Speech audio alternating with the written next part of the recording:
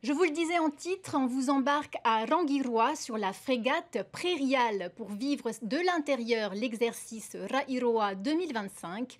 Évacuation, sauvetage, coordination. L'heure est aux préparatifs avant la saison des cyclones. Sophie Guébel sur les images d'Oriane Delaporte.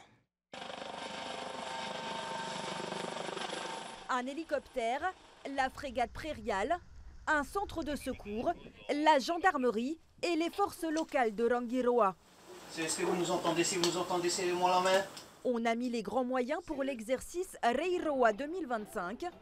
La mission aujourd'hui, prendre en charge et évacuer des blessés après le passage d'un cyclone. On a déjà récupéré une personne qui est dans le coma, donc personne inconsciente qui respire. On l'a déjà envoyé là au PMA.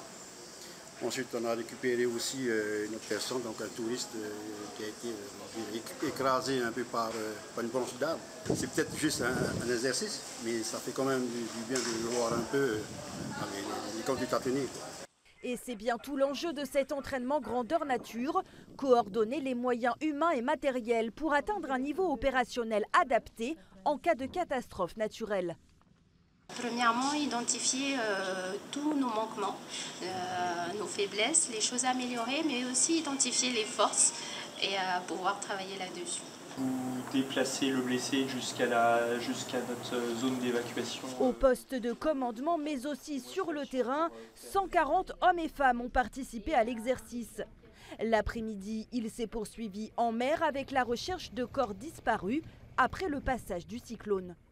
Même si on a des plans, des programmes qui sont faits par rapport à telle et telle catastrophe naturelle, le fait de le vivre en réel, d'avoir l'interconnexion avec les différents services, ça permet de vérifier si notre schéma tactique, entre guillemets, peut correspondre à celui des autres services et de voir comment on peut les faire interagir.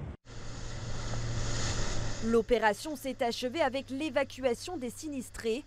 Ce n'est pas la première fois qu'un tel entraînement est mené sur l'atoll de Rangiroa. Les atolls, très vulnérables face à la saison cyclonique qui débute au mois de novembre.